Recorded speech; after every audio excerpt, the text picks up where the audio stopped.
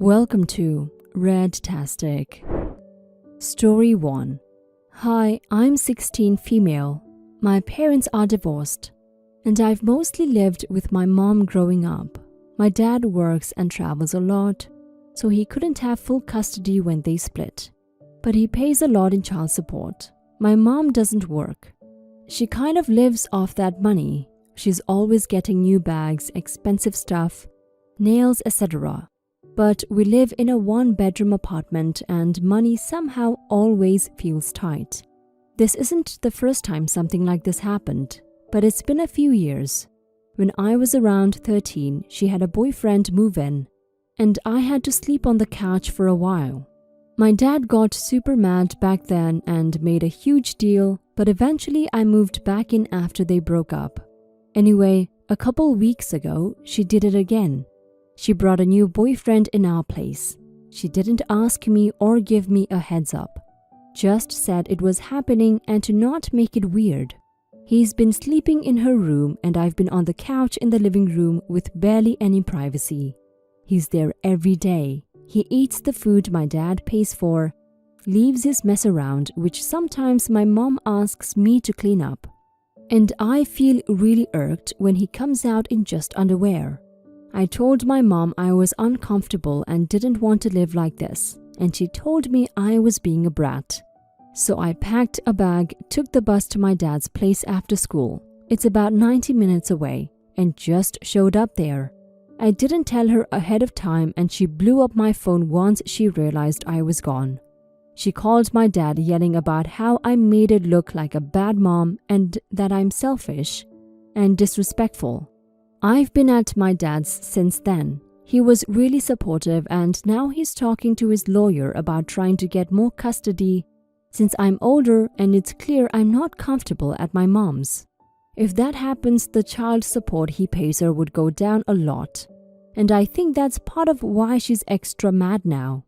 Now, some family on her side is calling me ungrateful and saying I embarrassed her by leaving without warning and that she's doing her best.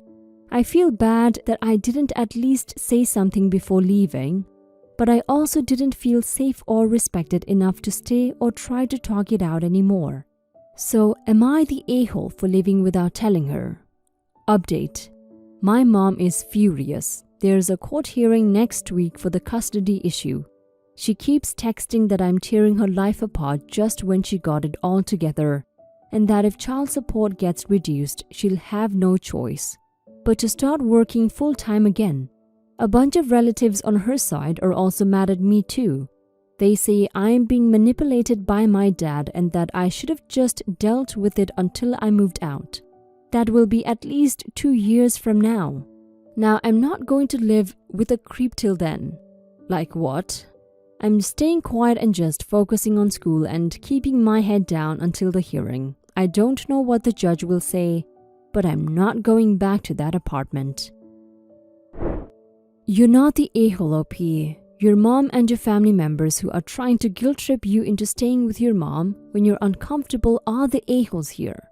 I'm so happy you have a supportive dad that you can go to. Your mom started being a bad mother when she collects so much money in child support but refuses to move you to a bigger place that is more conducive for you. Then she started to bring boyfriends over to live with you guys in a one-bedroom. Anyone would agree that she's a bad parent and you deserve better. If your dad can prove that, I agree you should go live with him instead. I hope the judge sees your mom as the money-hungry and uncaring mother that she is. Story 2. Am I the a-hole for asking my pregnant sister-in-law to leave the family Christmas gathering?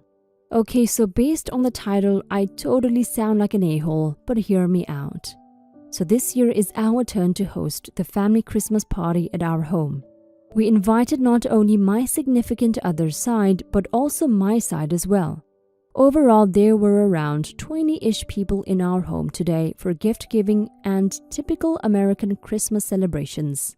Drinks were shared, food broken, the whole shebang. Amongst my significant other's side of the family was his pregnant sister. She, I think, was due maybe a week or so ago. But really, it's just been a ticking time bomb for her little one to arrive. everybody is excited to meet the baby. Now, our problem is that sister-in-law came to the party with contractions and was obviously in labor. I know this because I'm a mom myself. Once you know, you know. Every 20 minutes or so, she would start having pains and would make noises to pass the contractions. At first, it wasn't so bad. I understand how sucky it is and you don't want to go to the hospital too soon because they'll just send you right home. But then it became almost obnoxious. I feel terrible for saying that, but it really was. A lot of my family members and some of hers were glancing around like, what the F? Go home and do that in private. After a while, it became apparent that it was making everybody uncomfortable, and even my mother-in-law recommended that she rest at home before it gets too late. She refused and said she was fine. In the middle of the kids opening their presents, she went into pain again, and this time she even screamed for a second. I then discreetly pulled her husband to the side and told them to leave. I did it politely. Hey, I appreciate you guys for being here, but I think it's time to go. I don't want you guys to give birth in our kitchen, LOL. After I said that, her husband got angry and quickly got her and the kids packed up. She was visibly upset and before heading out called me a bitch and said that I ruined Christmas for her. A few of their side of the family members gave me dirty looks and left soon after. I am torn over this. I wanted everybody to have a good day, but it was very distracting and obnoxious to have her around. I feel bad, but still. You're not the a-hole, OP. You were the host. There were children at the party. Your sister-in-law was making everyone uncomfortable by going into full-on labor in front of all of you, and you did the right thing, asking them to leave. I don't understand why they thought staying at a Christmas party and screaming from contractions was a good idea, but either way. Your sister-in-law and her husband are the a-holes here due to the way they responded to you after you told them to leave. Sister-in-law was ruining the event for everyone, and it was a selfish thing for her to do. You're not the a-hole. Now for some comments. Not the a-hole. If she was starting labor, she should have been going home and getting her to go back and going to the hospital, not sitting around watching people open gifts while making them uncomfortable. No one really wants to watch someone potentially drop a baby outside their parents and grandparents. She was being stubborn for no reason. Not the a-hole. She shouldn't have been insisting on staying when she is clearly in pain and having contractions, and it got to the point that she basically screamed. If that isn't a sign to either go home or head to the hospital, I don't know what is. From the info you've given, it didn't seem as if you were trying to be rude when you told the husband that it's time for them to go. I get that it might suck to be told it's time to leave on a day like today, but the fact that they wanted to stay when she was clearly in pain is concerning to me, and the fact you were called a bitch in front of everyone is just outright mean. So yeah, I wouldn't say you're an a-hole. Not the a-hole, just a guess, but I'm thinking sister-in-law was looking for a little attention. It wasn't about not wanting to miss Christmas. It was about being the center of attention. She wanted people sympathizing with her and making it all about her. I'm sure she wasn't being a jerk about it. She probably didn't think about how upsetting her moans were to other people. When she was asked to leave, it was shocking. I can see her not wanting to be home, and it might take her mind off things, being around family. But really, how freaking weird to be in such obvious pain at someone else's home. Christmas or no Christmas. Story 3.